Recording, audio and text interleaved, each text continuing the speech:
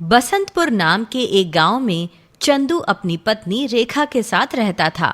उसकी पत्नी मां बनने वाली थी और उन दिनों उसकी हालत बहुत ही ज्यादा खराब थी। उसे अच्छी जगह, अच्छा खाना और आराम की जरूरत थी। रेखा, मैं तुम्हें बढ़िया अस्पताल लेकर जाऊंगा। मैं आज ही जमींदार जी से मजदूरी के सारे पैसे लेकर आता हूँ। अरे पतिदेव, अस्पताल जाकर इतना खर्चा करने की क्या जरूरत है? गांव में सभी औरतों के बच्चे तो घर में ही हो जाते हैं। दाई औरतों की मदद करती हैं। आप भी दाई माँ को बुला लीजिएगा। नहीं रेखा, तुम्हें याद नहीं, जब तुम पिछली बार मेरे साथ डॉक्टर के पास गई थी तो डॉक्टर ने क्या कहा था कि तुम बहुत कमजोर हो, तुम्हारा ऑपरेशन करना पड़ेगा। इसलिए तो मैं तुम्हें अस्पताल लेकर जाऊंगा।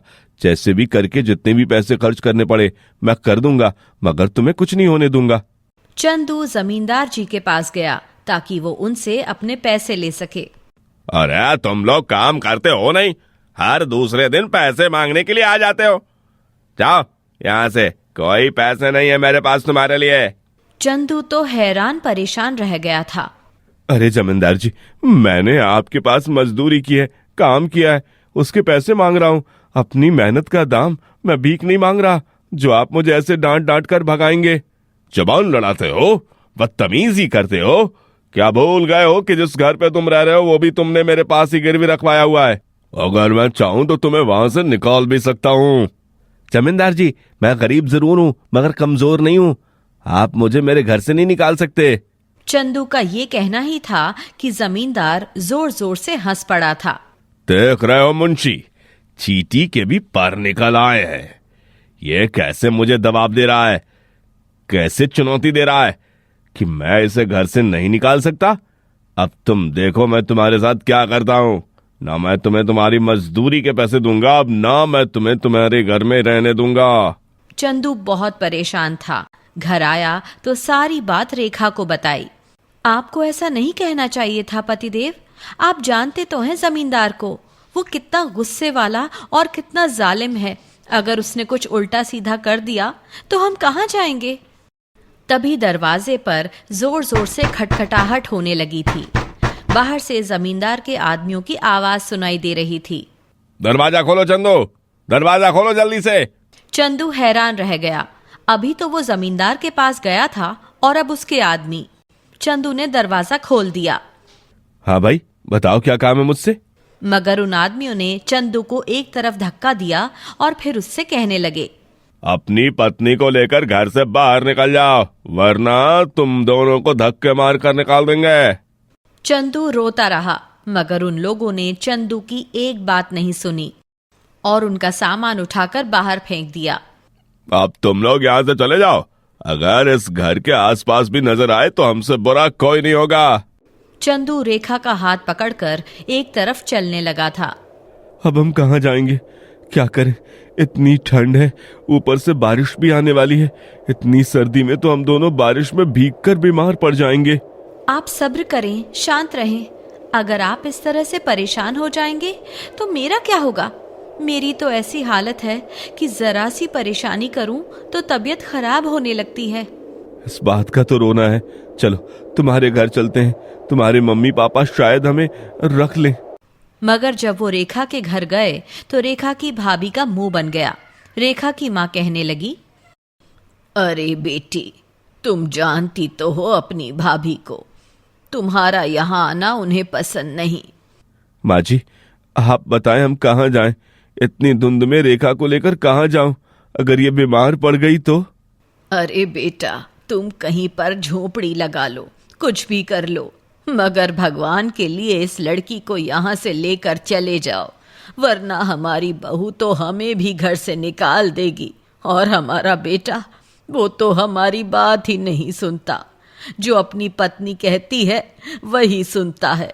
एक दिन वो दोनों वहां रहकर वापस आए तो रेखा की माँ कहने लगी, बेटा ये लो कुछ पैसे, इससे तुम थोड़ा बहुत राशन का सामान ले लेना और झोपड़ी बनाने के लिए भी सामान ले लेना।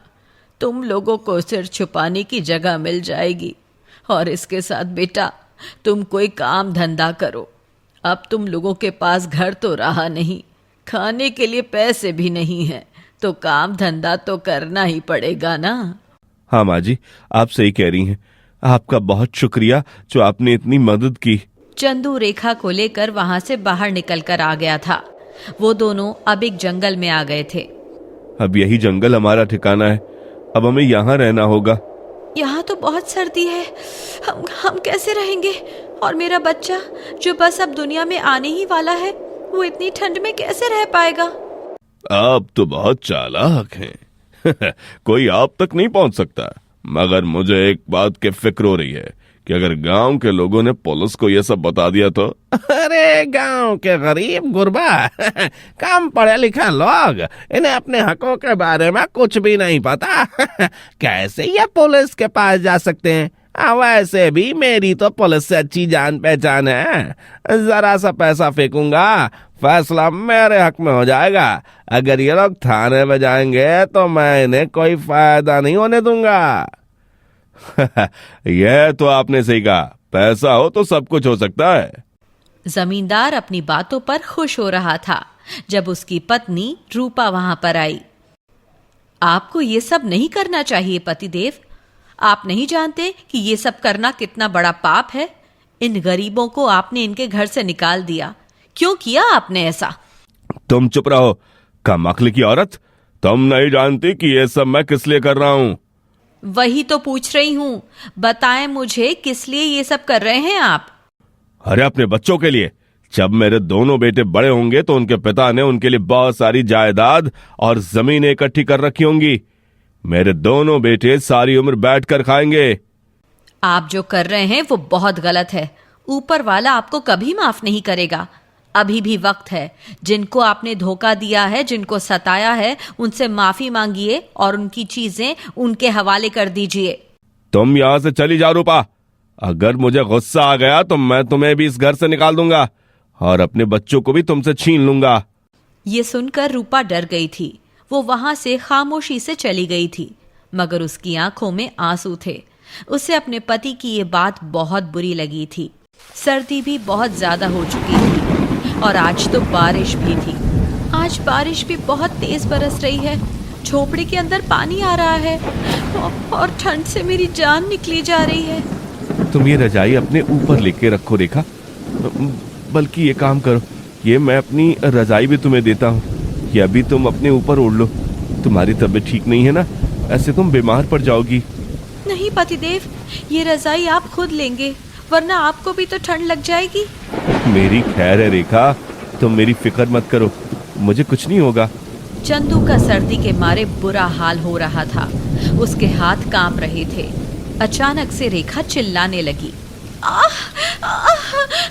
मेरी तबीयत बहुत खराब हो रही है। मुझे दर्द हो रहा है। मुझे लगता है कि हमारा बच्चा दुनिया में आने वाला है। आप मेरी माँ को बुला दे ताकि वो मेरी मदद कर सके।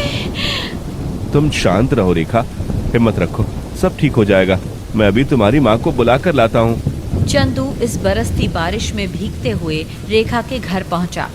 भगवान करे मेरी पत्नी और बच्चा दोनों ठीक हों, दोनों को कोई नुकसान न पहुंचे, ये सर्दी ने कोई नुकसान न करे। जब वो रेखा की माँ के पास आया तो रेखा की माँ ये सुनकर परेशान हो गई थी।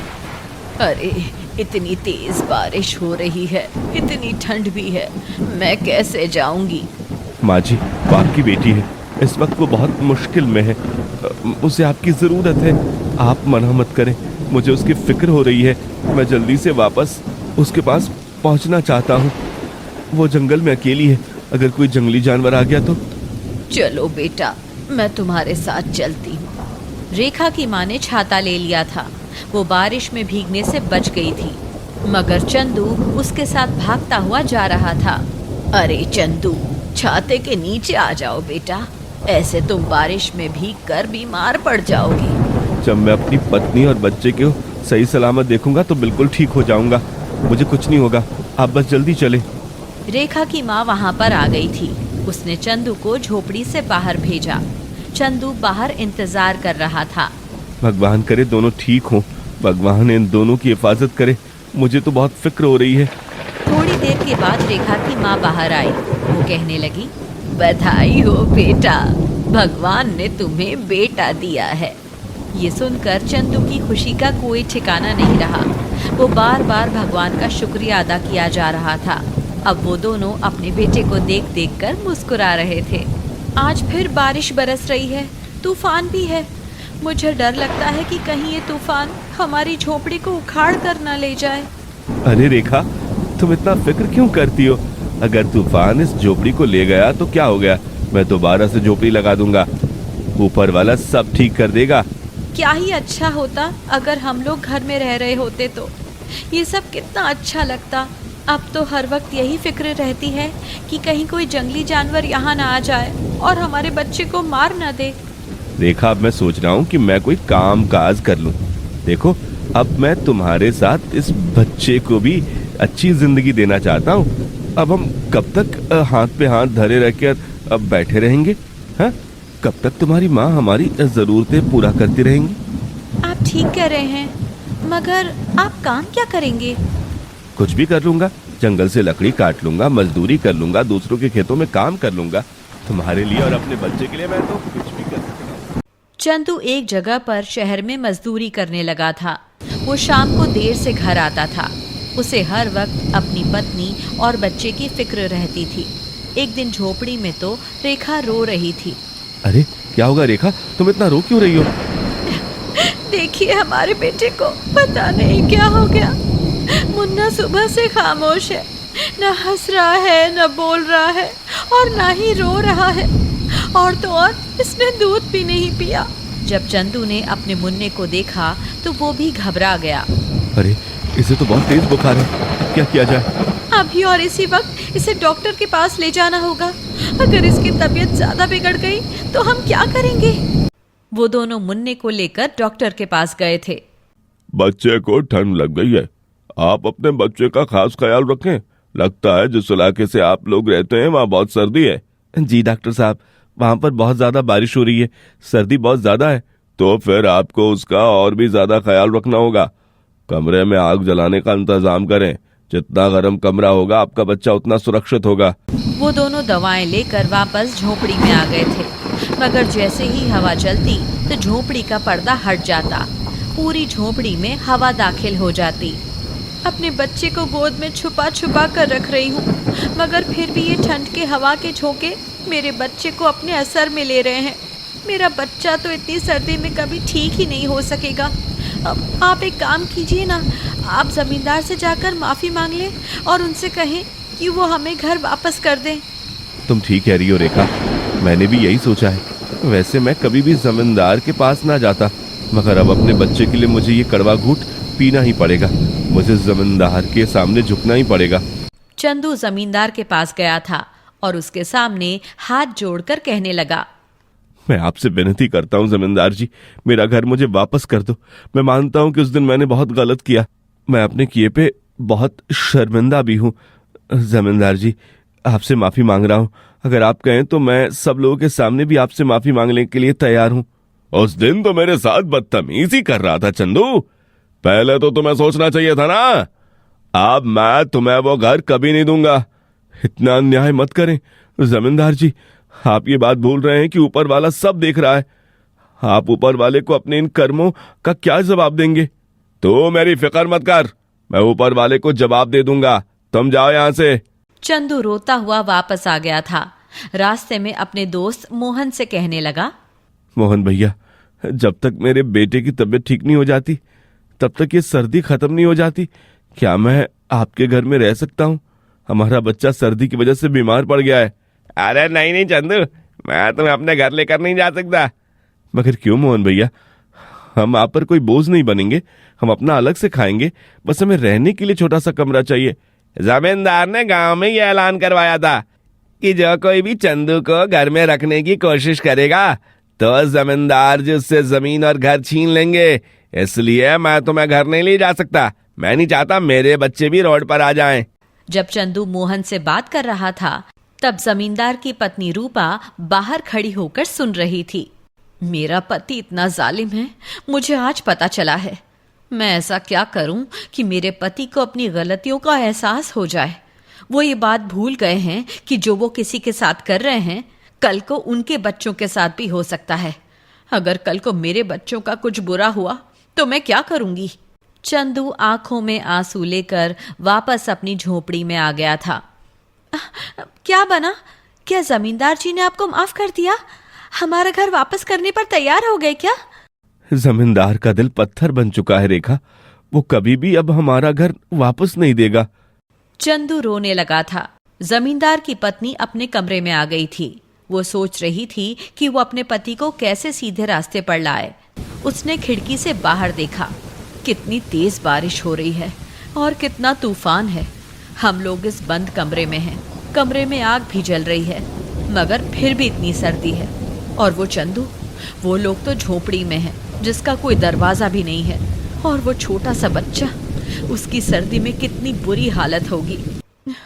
मैं क्या करूं? तभी जमींदार की पत्नी के मन में एक ख्याल आया। वो मुस्कुराने लगी। अब मैं इस तरीके से अपने पति को सीधे रास्ते पर ला सकती हूँ। थोड़ी देर गुजरी थी कि जमींदार की पत्नी जोर जोर से रोने लगी। जमींदार उसकी आवाज सुनकर भागते हुए कमरे में आया। अरे क्या हो गया रूपा, क्यों चिल्ला रही हो? इतना रो क्यों रही हो? सब ठीक तो है ना? मुझे लगता है हमारा बच्चा, हमारा राजू मर चुका है, हमें छोड़कर चला गया है। ये बात सुनकर जमींदार का मुंह खुला का खुला रह गया था। अरे ये कैसी बात कर रही हो तुम? मेरे बच्चे को क्या होगा? वो तो बिल्कुल ठीक था, सेहतमंद था। कहाँ है राजू? जमींदार भागते हुए राजू के पास आया। राजू आंखें बंद करके पड़ा हुआ था। अरे राजू, अपनी आंखें खोलो, देखो तुम्हारे पिता तुम्हें पुकार रहे हैं। तुम्हारे पिता तुम्हारे लिए परेशान है। मगर राजू ने आंखें नहीं खोली थी, न उसने कोई बात की। जमींदार की पत्नी का भी रो रो कर बुरा हाल था। अरे इसे अस्पताल लेकर चलें, किसी डॉक्टर के पास। कुछ भी करें, मेरे बच्चे को बचा लें। तुम फिक्र मत करो रूपा, ये मेरा भी बच्चा है। मैं अपने बच्चे को कुछ नहीं होने दूंगा। जमींदार के तो हाथ पांव फूल गए थे। उसने मुंशी को कहकर गाड़ी निकाली। तेज गाड़ी चलाओ, हमें 5 मिनट में शहर पहुंचना है। अगर ज्यादा देर हो गई तो मेरे बच्चे को नुकसान भी पहुंच सकता है। तेज तूफान था, तेज बारिश थी और लोगों को बहुत ज्यादा सर्दी महसूस हो रही थी।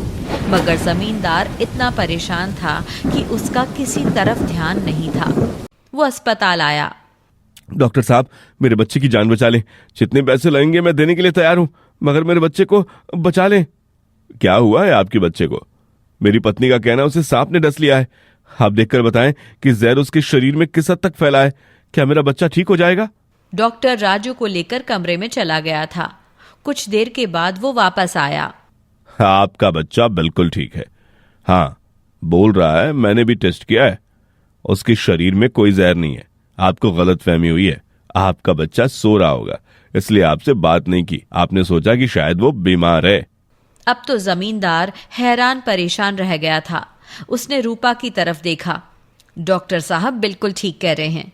राजू बिल्कुल ठीक है, उसे कुछ नहीं हुआ। जमींदार को बहुत ही ज्यादा गुस्सा आया था। तो फिर तुमने मुझसे झूठ क्यों बोला? तुमने मेरी जान निकाल दी। इसलिए कि आपको आपकी गलती का एहसास हो सके। शाम को वो आदमी आपके पास रोता हुआ आया था, अपने बच्चे के लिए आपसे विनती कर रहा था, मगर आपके दिल में उसके लिए कोई दया नहीं आई। उस आदमी को उसके अपने घर से निकाल दिया। क्यों? सिर्फ और सिर्फ इसलिए कि कल को उसके घर पर मेरे बच्चे कब्जा कर सकें। और कभी आपने सोचा है कि जिनके लिए आप हराम का पैसा कमा रहे हैं, अगर वही दुनिया में न रहें तब क्या होगा? आप भगवान को क्या मुंह दिखाएंगे? अरे जो मैं कर रहा हूं वो मेरा हक बनता है। मैंने उसे उधार दिया था। जब उसने सारे पैसे वापस नहीं किए तो उसकी चीज मेरे कब्जे में ही है। आप गलत बोल रहे हैं, ये झूठ है। आप धोखा दे रहे हैं, खुद को भी और बाकी सबको भी। आप खुद बताएं, क्या उधार की रकम इतनी है कि आप उसके घर पर कब्जा कर लें? उधार की रकम तो मामूली सी है, वो तो मकान की कीमत के बराबर भी नहीं है। आप ऐसा कैसे कर सकते हैं? जिस तरह से आपको अपनी औलाद से मोहब्बत है, वैसे ही दूसरों को भी है। अगर चंदू गरीब आदमी है तो क्या उसके सीने में दिल नहीं है? क्या दिल में अपने बच्चे के लिए मोहब्बत नहीं है? अब जमींदार फूट फूट कर रो पड़ा था। मुझे अपनी सारी गलतियों का एहसास हो गया है आज। जब मैं अपने बच्चे को इस हाल में देखता हूं तो मुझे लगा मेरी सांस रुक गई। अब मैं किसी को भी तकलीफ नहीं दूंगा।